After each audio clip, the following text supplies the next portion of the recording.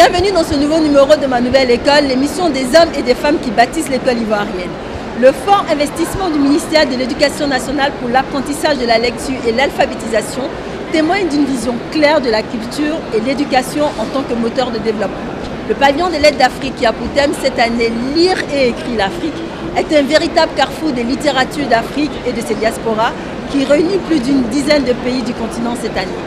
La Côte d'Ivoire, locomotive de la dynamique littéraire du continent, avec le ministre de la Culture et de la Francophonie, M. Maurice Kwaku Bandama, est le chef de file de ce pavillon. Au sommaire de cette émission, les manuels scolaires, comment sont-ils conçus et édités? Nous avons remonté toute la chaîne. L'autorisation et l'encadrement des établissements privés. Focus sur la direction en charge de cette responsabilité. Le livre, l'apprentissage de la lecture est essentiel à la vie. Pas d'école sans manuel scolaire. Mais comment sont-ils fabriqués? Qui les conçoit? Au ministère de l'Éducation nationale, cette tâche est dévolue à la direction de la pédagogie et la formation continue à travers le Centre national de formation et de production de matériel didactique.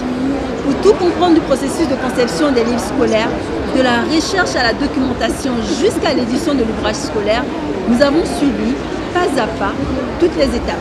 Depuis sa nomination à la tête du département de l'éducation, l'une des priorités de Kandia Camara est de hisser l'école ivoirienne aux normes des standards internationaux.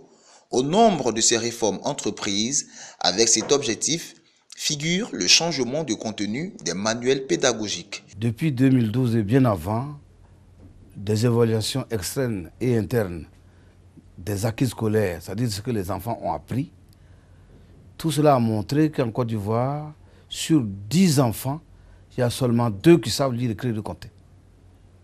Devant une chose aussi importante, le ministère a pris les devants. On a donc retouché le contenu. On a fait ensuite des formations pédagogiques sur le terrain. Et puis on a abouti au manuel. Et donc le manuel a été revu. Nous avons donc demandé à un centre, que chez nous qu'on appelle le Centre national de formation et de production de matériel didactique, de travailler là-dessus. Et ça s'est fait donc avec les experts qui sont dans le centre et surtout avec l'inspection générale et l'ensemble des acteurs qui sont impliqués dans la production. Cette tâche, dans sa phase pratique, est confiée au Centre national de formation et de production de matériel didactique. C'est ici que sont les livres scolaires. Selon Mme Siloué Fatoumata, chef de service du Centre national de formation et de production de matériel didactique, tout commence d'abord par la recherche de la documentation. Ok, d'accord. Ok, il y en a pour tout. Il faut dire que je suis venue à la librairie par terre parce que nous sommes dans le processus d'écriture des manuels de CE1, CE2 et de la classe de 4e.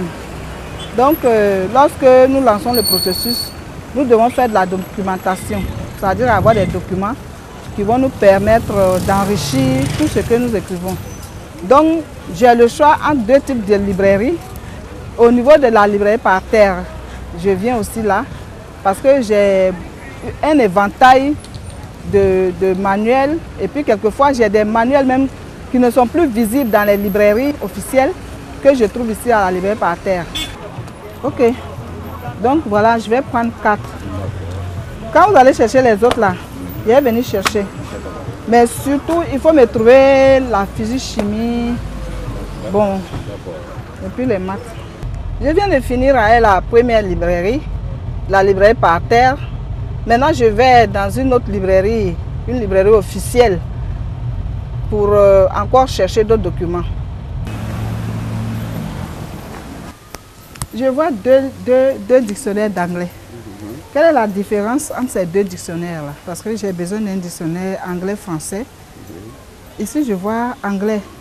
Anglais bilingue. Anglais-français, français, bon. Là aussi, c'est, je crois, la même chose, non? Anglais-français, ça fait anglais-français. Mais sauf que dans ça, il y a plus de mots.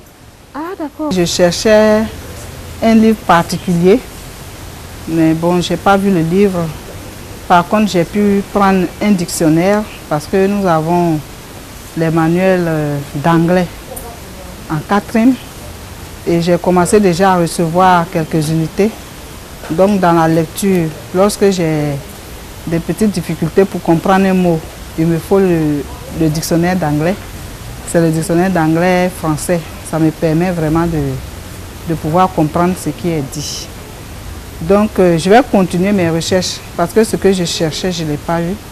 C'est après ce travail de fouille que des propositions sont faites lors des séances appelées ateliers dans les différentes matières par les spécialistes en charge de ces matières. Nous avons pu suivre 2 séances d'ateliers dans 2 matières, le français pour le cours élémentaire et les mathématiques pour le cours élémentaire. Rival l'avait aussi remporté au bout du suspense après une séance de tir au but interminable. 11 tirs réussis contre 10 pour les gagner. Ok. Oui, la phrase elle est longue, elle fait 28 mots, ce qui est excessif pour le niveau des enfants. Ce matin, nous procédons à la validation, disons à la prévalidation d'un texte de lecture qui doit figurer dans le manuel de lecture, le manuel de français de CE1. Il s'agissait pour l'atelier de le valider. Valider suppose vérifier si le texte respecte d'abord le canevas d'exploitation d'un texte de lecture, s'il respecte le niveau donc, des élèves, s'il respecte tous les paramètres qui ont été établis depuis le début de la chaîne. Là, nous sommes en train de faire une validation d'un manuel de mathématiques produit ou qui est en train d'être produit au sein même de notre structure par l'atelier de mathématiques. Et après que ceux-ci aient fini leur validation interne, ils sollicitent un regard, le regard de leurs collègues qui sont dans les autres disciplines et qui vont maintenant à leur tour lire le document et puis voir dans quelle mesure ils pourraient leur faire des propositions pour améliorer le contenu. Ces ateliers de prévalidation sont suivis d'autres ateliers de validation au niveau du responsable du centre puis celui de l'inspection générale. Après ces validations-là, nous faisons une expérimentation. Parce que lorsqu'on est dans le laboratoire, nous disons que ici c'est le laboratoire. Lorsque nous avons fini le laboratoire, il faut aller sur le terrain. Il faut aller vers les enfants parce que c'est eux la première cible. Il faut aller voir la réaction des enfants. Il faut aussi voir la réaction des enseignants parce que les enseignants utilisent les manuels pour dispenser les cours. L'expérimentation devra se faire pendant 3 mois. Pendant ces 3 mois, au moment où l'expérimentation est en train de se faire, nous faisons faire la lecture en même temps. Nous avons des questionnaires, des grilles d'évaluation auxquelles les enseignants répondent, les enfants répondent, les inspecteurs répondent. Après l'intégration de ces corrections-là, nous allons maintenant vers l'inspection générale. Et nous faisons une validation générale au cours de laquelle tout le monde est invité. Et puis, nous finalisons maintenant le document. À la fin de toutes ces étapes, un canevas est adopté contenant toutes les illustrations et les dactylographies retenues.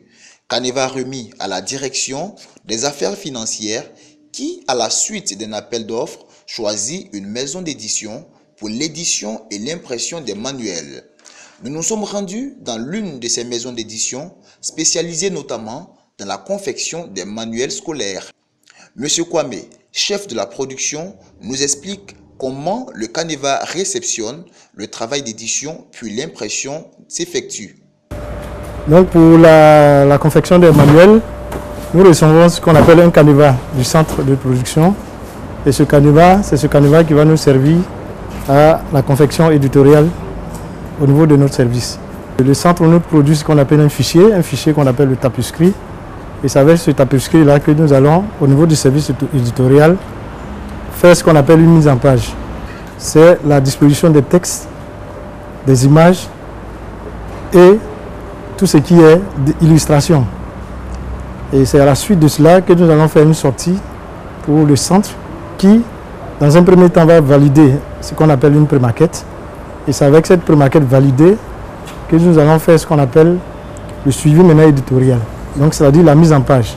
Donc, une fois que nous avons finalisé la mise en page, nous allons faire ce qu'on appelle une sortie papier sur lequel sera mentionné le BAT du centre.